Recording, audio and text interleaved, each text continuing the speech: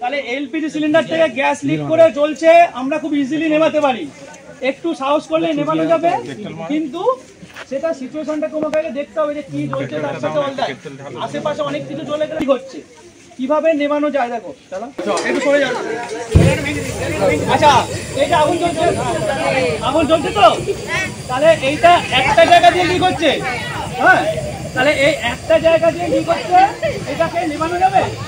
আমি নেভাতে পারবো কিছু না দিয়ে? এবার ধরো ওইসব খারাপ হয়ে গেছে, একটা জায়গা দিয়ে বেরোচ্ছে, কিভাবে নেভানো যায়? দেখো যেখানটা দিয়ে বেরোচ্ছে ওইখানটা জ্বলছে না, মুছে দূরে জ্বলছে না। এই আমি একটা আঙুল নিলাম,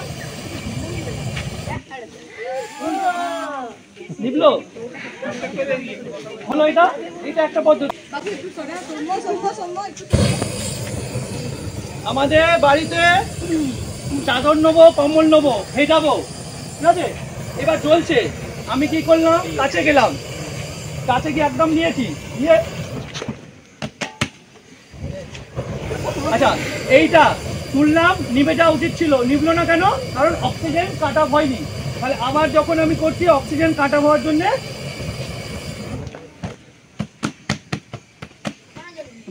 এখনো ধরো লিক হয়ে আছে, আবার বেরোচ্ছে, লিক হয়ে আছে, তাহলে আমার এ হবে আগুনটা কমিয়ে দিয়ে নিভিয়ে দেব। এইটা তো হ্যাঁ, তাহলে এবিসি দেবো, তাহলে আমাদের একবার ও দেখিয়ে দিচ্ছে দূর থেকে।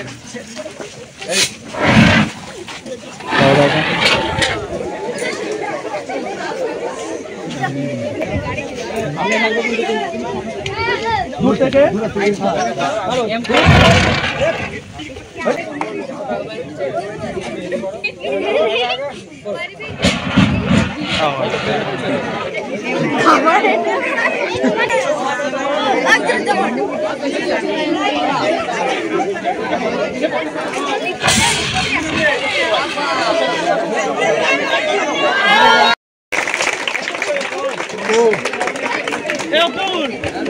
ফটো তোলো।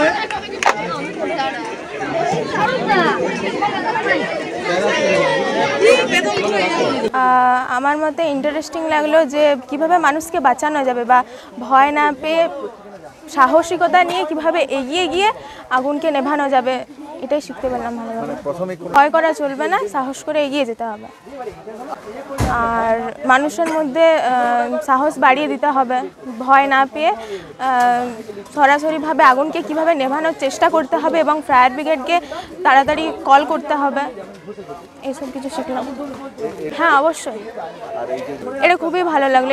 এটার মধ্যে আমরা অনেক কিছু শিক্ষা পেলাম যে কিভাবে আমরা বাড়িতে আগুন লাগলে বা অন্য কোথাও আগুন লাগলে সেটা আমরা নেভাতে পারবো বা এগিয়ে যেতে পারবো।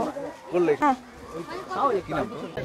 স্যার, আজ আমরা এই যে fire department, Khatra fire department আমাদের আজ ক্লাস নিচ্ছে, তো আমরা এইখান থেকে অনেক কিছু শিখতে পেরেছি যে ঘরে আগুন লাগলে বা কোনো একটা ফায়ার অ্যাক্সিডেন্টে কী করে আমরা ফায়ারটাকে সামলাবো বা কোনো ভয় বা কোনো নিশ্চয়ই যেটা খুব সহজে আমরা করতে পারবো, সেরকম করে স্যার আমাদেরকে ভালোভাবে বুঝিয়ে দিয়েছেন এবং এইখানে প্র্যাকটিক্যালি কিছু আমাদেরকে সিলিন্ডার নিয়ে দেখানো হয়েছে, সেটা আমরা খুব ভালো করেছি, ইভেন করেওছি।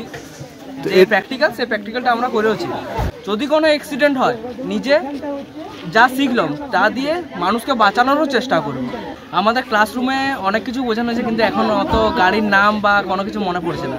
আমার এখানে সবথেকে ভালো হলো যে এখানে যে আগুন হাতে করে নেমানো হয় সেটা, কারণ ভবিষ্যতে যদি কোনো দিন আগুন লেগে যায় তো আমি নিজে সাহসে নিভাতে তো পারবো, যে অত ফায়ার অফিসারকে নিরাশ তো করতে হবে না, যে আমাকে ফোন করে ডাকতে তো হবে না যে আগুন নিভে দিয়ে যাও। ছোটো বড়ো কিছু হলে আমি মানে ফোন করবো যে আমার দ্বারা হচ্ছে না কাজটা, আমি ফোন করবো, কিন্তু ছোটোখাটো জিনিস হলে আমরা নিজের এই যে স্যার শিখিয়ে দিলেন যে কী করে আগুন নেমাতে হয়, তো করলাম।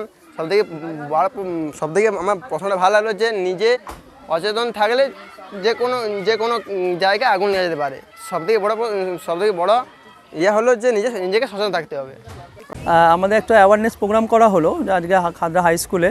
তো আমাদের অ্যাওয়ারনেস প্রোগ্রাম সাধারণত আমরা বিভিন্ন স্কুলে করে থাকি। যে একটা ফায়ার সচেতনতার জন্যে।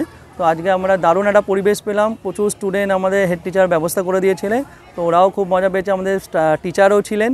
তো আশা করি ওদের খুবই ভালো লেগেছে যে একটা সচেতন, যেটা আমাদের কী কারণে ফায়ার হয়, কী কারণে মানে আমাদের যে অসচেতনতার জন্য যে ফায়ারগুলো হয় সেইগুলো একটু পয়েন্ট আউট করা হলো। ওরা বাড়িতে কী জিনিসগুলো দেখতে পারবে যাতে ডোমেস্টিক ফায়ারগুলো একটু কম হয় বা সচেতন হওয়া যায়, সেই উপর একটা হলো। আর আমরা ফায়ার এক্সটিংগুইজার কীভাবে চার্জ করা যায় বা কীভাবে হয় ওরা হাতে কলমে একটা দেখানো হলো।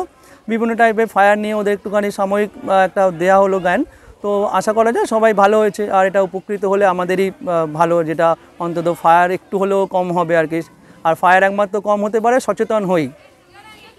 হ্যাঁ, ওরা খুবই ইন্টারেস্টেড, এবং not only student teacher also, তো তারাও খুব ইন্টারেস্টেড। তারা সবাই হাতে কলমে করলো এবং আরও চাইছে যাতে আরও এরকম ফায়ার প্রোগ্রাম, অ্যাওয়ারনেস প্রোগ্রাম আরও করা যায় আর কি।